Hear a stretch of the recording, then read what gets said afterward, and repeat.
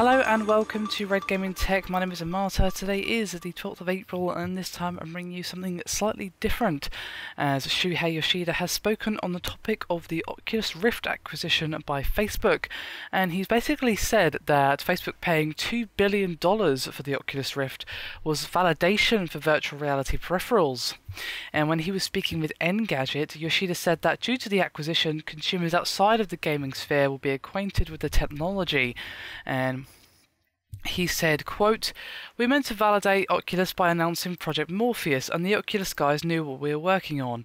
I think they were waiting for us to make the announcement, so it'd be Sony and Oculus together, but now Oculus being acquired by Facebook is helping to validate our efforts. More people will know about VR."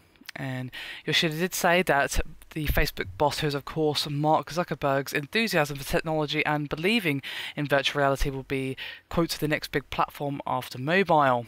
And he actually wants, this is Yoshida of course, to build a collaborative effort with VR tech makers in order to, quote, share knowledge regarding latency and tracking issues which can cause headaches and nausea in some users. Basically, they just want to work together to basically defeat those potential problems that could come from virtual reality headsets.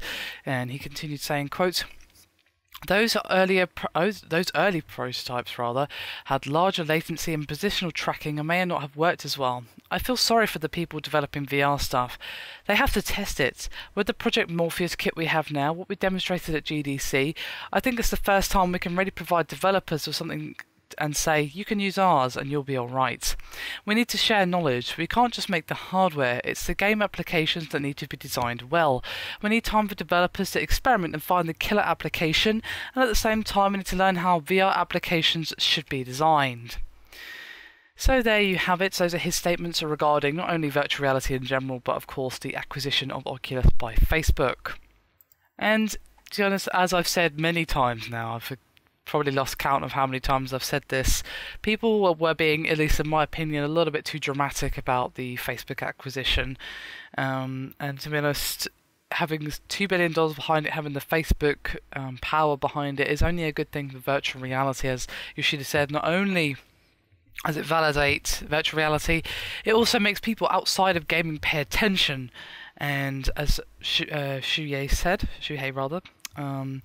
basically, they all need to kind of work together a little bit, because, you know, one problem regarding nausea and, well, your virtual reality headset isn't going to work, but that's a problem that could potentially be a problem for all virtual reality devices. So if they solve that problem, then hey, it's only a good thing for the market, right? More competitors, blah blah blah. You know the drill. So there you have it, Yoshida's thoughts regarding the virtual reality scene, as well as the Facebook stuff as well. I would like to hear some thoughts from you guys regarding the whole topic, as I always do. Thank you very much for watching, and I'll see you next time.